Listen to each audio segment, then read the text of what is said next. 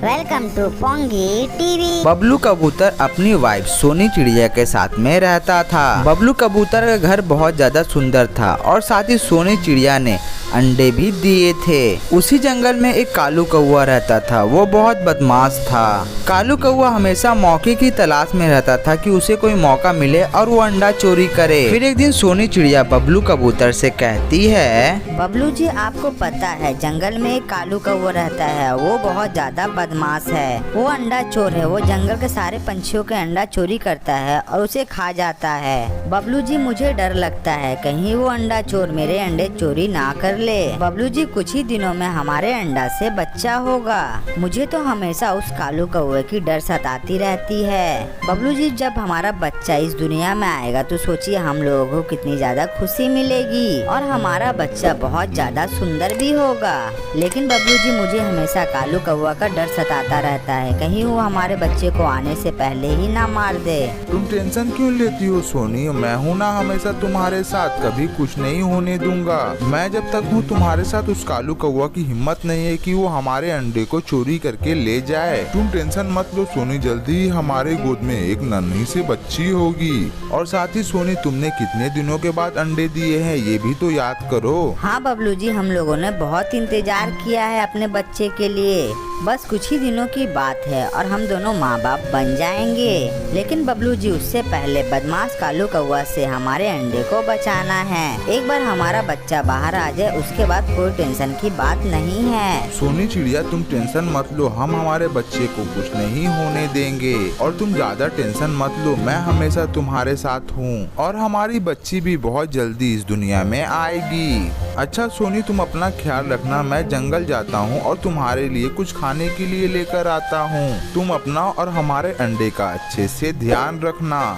ये बोलने के बाद बबलू कबूतर वहाँ से जंगल की ओर चला जाता है। फिर सोनी चिड़िया अपने अंडे की देखभाल करने लगती है और उसके मन में ये डर भी था कहीं कालू कौवा वहाँ पर ना आ जाए। लेकिन थोड़ी देर बाद ही वहाँ पर कालू कौवा आ जाता है।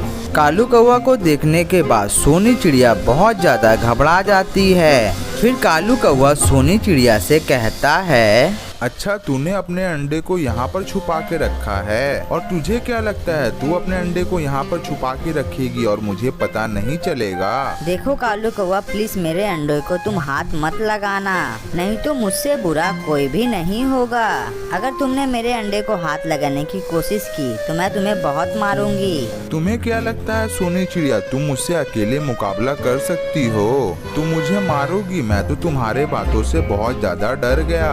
तू रुक सोनी चिड़िया, मैं तुझे अच्छे से सबक सिखाता हूँ। फिर कालू कौवा सोनी चिड़िया को मारने लगता है। कालू कौवा सोनी चिड़िया को बहुत मारता है। फिर सोनी चिड़िया बगल में गिर जाती है। फिर कालू कौवा सोनी चिड़िया से कहता है, बड़ी आई थी मुझे मारने वाली, अब मुझसे तुम्हारे अंडे को कौन बचाएगा?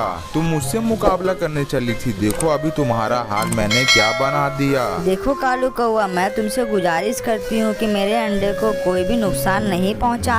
देखो मैं तुम्हारे आगे भीख मांगती हूँ कि मेरे अंडे को छोड़ दो। मेरे अंडे से एक नन्ही सी बच्ची जन्म लेने वाली है। प्लीज कालू कौवा, मेरे अंडे को छोड़ दो। मेरी छोटी सी बच्ची पर रहम करो कालू कौवा और मेरे अंडे को छोड़ दो। तू मुझे जितना भी बोल दे सोनी, लेकिन मैं तुम्हारे अंडे को यहाँ से लेकर जाऊंगा ही। तुम्हारे अंडे को मुझसे कोई भी नहीं बचा सकता। और कालू कौवा उस अंडे को उठाकर अपने साथ में लेकर चला जाता है। कालू कौवा बहुत ज्यादा हरामी होता है। उसे सोनी चिड़िया पर थोड़ा भी दया नहीं आता है। कालू कौवा ने सोनी चिड़िया को इतना मारा था कि वो बेचारी हिल भी नहीं पा रही थी।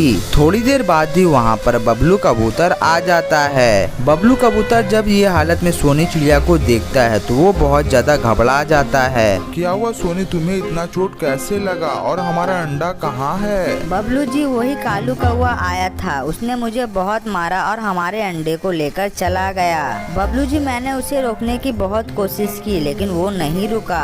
लेकिन मैं उस बदमाश कालू कौवा के सामने हार गई बबलू जी। वो हमारे अंडे को लेकर चला गया है बबलू जी। अब हम करें तो क्या करें?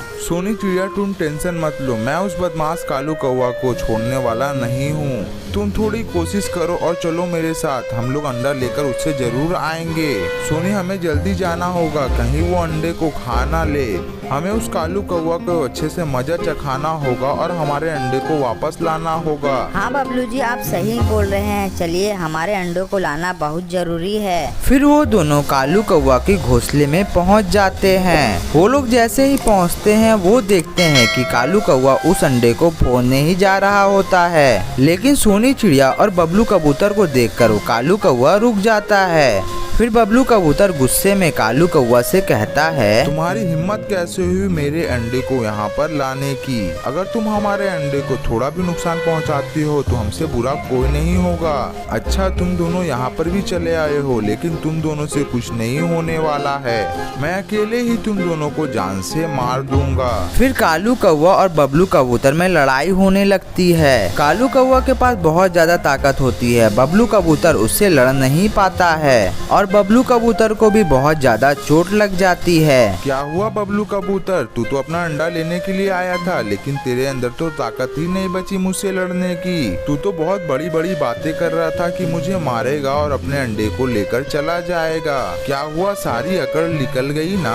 बबलू जी, हमें यहाँ से चलना होगा। हम दोनों मिलकर भी इस कौवे से मुकाबला नहीं कर पाएंगे। हे भगवान, अब आप ही हमारी मदद कीजिए और हमारे अंडे को वापस ला दीजिए। कुछ ही दिनों के बाद ही हमारी एक छोटी सी बच्ची होगी। बबलू कबूतर भगवान से प्रार्थना ही कर रहा होता है, तभी वहाँ पर तोता आ जाता है। तोता बबलू कबूतर का बचपन का बहुत ही अच्छा फ्रेंड होता है। वो देखकर समझ जाता है कि ये सब कालू कौवा की हरकत है। फिर तोता और बबलू कबूतर मिलकर कालू कौवा को बहुत ज्यादा मारते हैं और इतना मारते हैं कि उस कालू कौवा की मौत हो जाती है। फिर बबलू कबूतर तोता से कहता है, अच्छा हुआ तोता तू वक्त पर आ गया, नहीं तो हमारे अंडे को कालू कौवा खा जाता। अरे नहीं बबलू, मैं तो यहाँ से गुजर रहा था, तभी तुझ पर मेरी नजर पड़ गई। तोता तू अगर वक्त पर नहीं आता तो पता नहीं आज हमारा क्या होता। फिर सोनी चिड़िया और बबलू कबूतर वो अंडे को लेकर अपने घर चले जाते हैं। फिर उस अंडे से एक नन्ही सी चिड़िया निकलती है।